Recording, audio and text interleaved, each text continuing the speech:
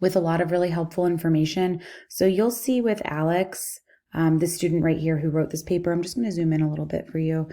His hook ends up being about 2 paragraphs. So we have paragraph 1, paragraph 2, and the purpose of the hook is just to hook your patron right off the bat, make them engaged, give them some data so that they're really convinced and feel engaged with the topic, persuaded by the topic, and invested enough that they want to move forward, continue reading, and fund your project. So it's a really important section. It's definitely considered a smaller part of your problem section, but it's sort of that introductory piece.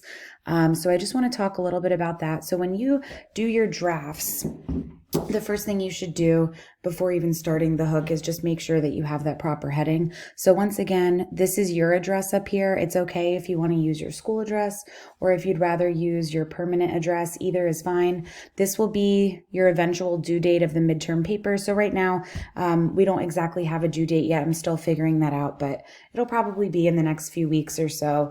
But we're already starting to write it, which is great. And good news for you to get some of that out of the way. So right now you can just put a date in there and we can change it later.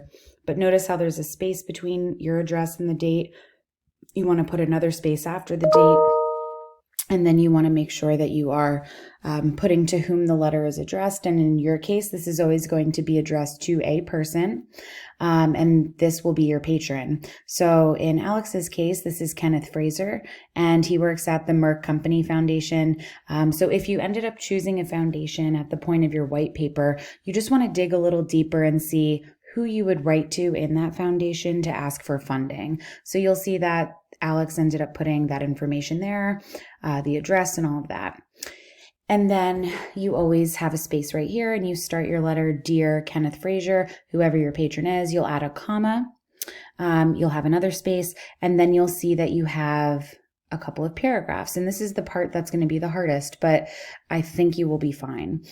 So you really should be continuing your research into your problem, into your population, and then into eventual models of success on how other similar populations have solved this issue, and that will take you into your paradigm section. But for the purpose of your hook, it's brief. You can see here that I've just made a few notes about it. It's generally 1 to 3 paragraphs in length, and it just sets up the idea of what your paper will be about for your patron. So after reading this small hook, we want to know, what is the purpose of the paper? Why should I care about it as a patron? And am I convinced? Like, all of those things should sort of be addressed. And you'll see this leads right into the first section of the problem section. So this introduces it briefly, gives us some important details, and then this is what we'll work on a little bit later next week. But this, generally speaking, is just your first section. And this is where he really starts giving us more data points on Trenton, New Jersey. So just going over this section, I'm just going to read it aloud and we'll sort of unpack it together. And I want you to know that I love this paper because Alex not only uses data points in a really sophisticated way that ends up being very convincing, but he's also a very sophisticated writer, which makes this paper exceptionally strong. So we're just going to take a peek at that paragraph 1. So this is paragraph 1 of 2 for his hook.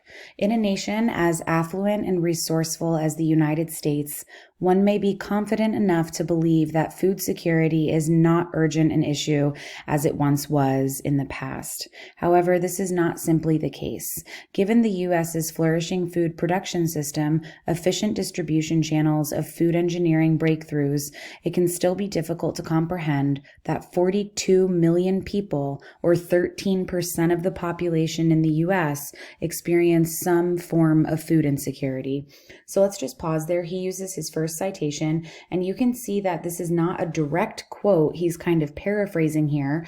And because he's paraphrasing, you can see that he just includes his parenthetical citation. We now know it's from the article Meal Gap, and I highlighted, you can see in the key up here, anything highlighted is just considered to be statistical information or cited information. That includes paraphrased information or word-for-word quotations from a source. So already this kind of shocks us right off the bat. And it makes us feel very sad because he's already identifying that the United States is a place that is affluent and resourceful. But then he says, how can it possibly be acceptable that 13% of our population is food insecure?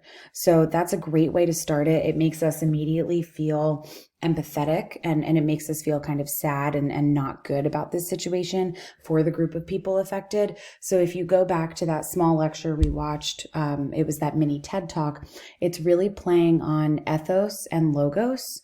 And just a quick reminder, logos is an appeal to logic. So that gives us a specific number. It's using a data point, that appeal to logic. We also have a source that's listed. So that gives us some sense of credibility, which is ethos. And it even touches on pathos, right? Because it's telling us like we are a part of this country that's supposed to be so great and give opportunities to everyone.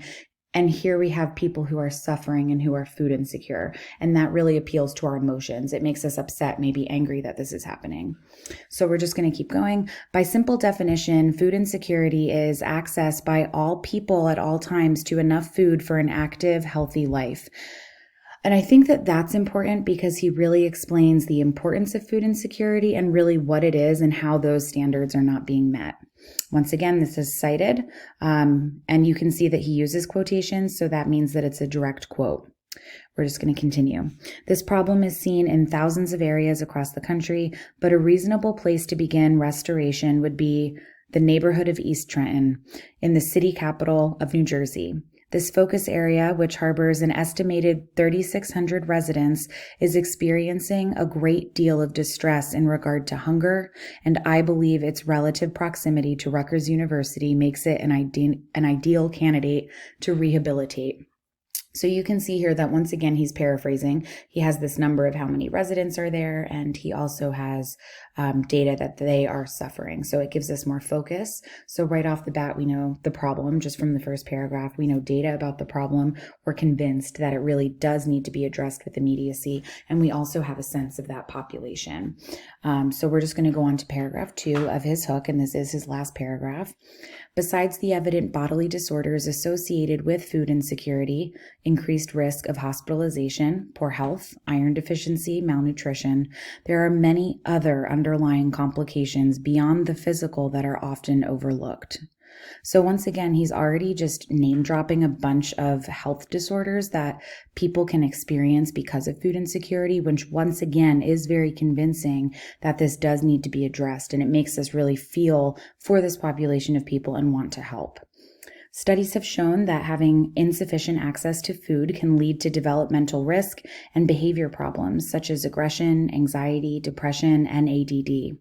Furthermore, evidence of poor school readiness, inferior school performance, and incomplete psychological growth has been found in children. It is because of limited resources that families in Trenton have resorted to low-cost, low-nutrient-dense food for the purpose of ensuring enough food is bought and eaten to avoid starvation. In essence, families consume fewer calories, carbohydrates, fruits, vegetables, grains, nuts, and other essential macro and micronutrients commonly found in quality diets. So right off the bat, we just have all of this data. He paraphrases a bunch of it. You can see a citation down here.